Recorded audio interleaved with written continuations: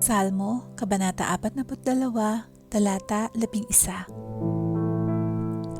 Bakit nga ba ako nalulungkot at nababagabag? Dapat magtiwala ako sa inyo. Pupurihin ko kayong muli, aking Diyos at tagapagligtas.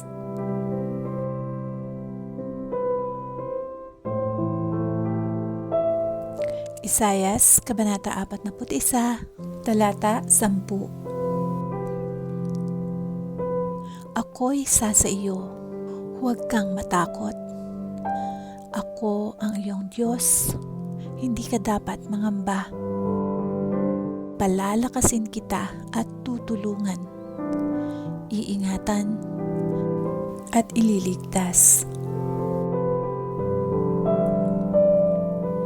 Mateo, Kabanata 11, Talata 28 hanggang 30. Lumapit kayo sa akin, kayong lahat na nahihirapan at lubhang nabibigatan sa inyong pasanin, at kayo'y bibigyan ko ng kapahingahan.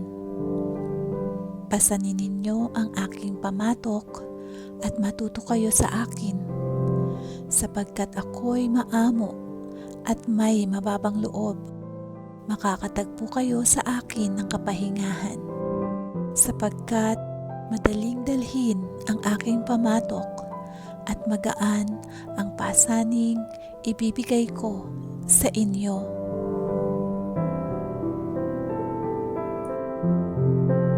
Filipos, Kabanata 4, Talata 6 hanggang 7. Huwag kayong mag-alala sa anumang bagay. Sa halip, ilapit sa Diyos ang lahat ng pangangailangan ninyo sa pamamagitan ng panalangin na may pasasalamat.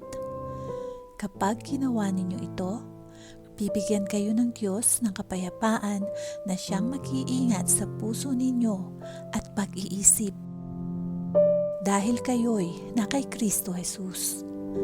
At ang kapayapaang ito ay hindi kayang unawain ng tao.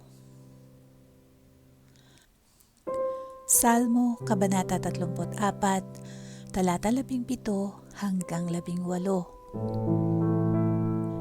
Agad tinirinig, daing ng matuwid. Inililigtas sila sa mga panganib.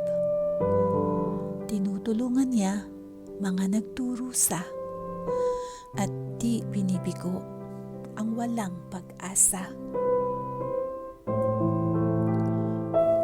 Salmo, Kabanata 46, Talata 1. Ang Diyos ang ating kanlungan at kalakasan. Siya'y laging nakahandang sumaklolo sa oras ng kagipitan. Ikalawang Korinto, Kabanata 12, Talata 9 hanggang 10. Ngunit sinabi ng Panginoon sa akin, sapat na sa iyo ang aking biyaya, dahil ang kapangyarihan ko'y nakikita sa iyong kahinaan. Kaya buong galak kong ipinagmamalaki ang aking mga kahinaan, nang sa ganoon ay lagi kong maranasan ang kapangyarihan ni Kristo. Dahil dito, maligaya ako sa aking kahinaan, sa mga panlalait sa akin, sa mga pasakit, pang-uusig, at sa mga paghihirap alang-alang kay Kristo. Sapagkat kung kailan ako mahina, saka naman ako pinalalakas ng Diyos.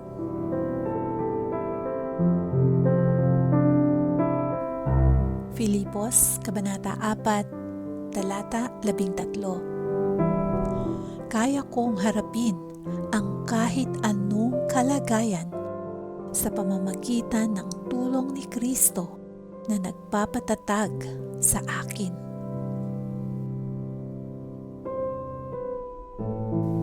Unang Pedro, Kabanata 5, Talata 7. Ipagkatiwala nyo sa Kanya ang lahat ng kabalisahan ninyo dahil nagmamalasakit siya sa inyo.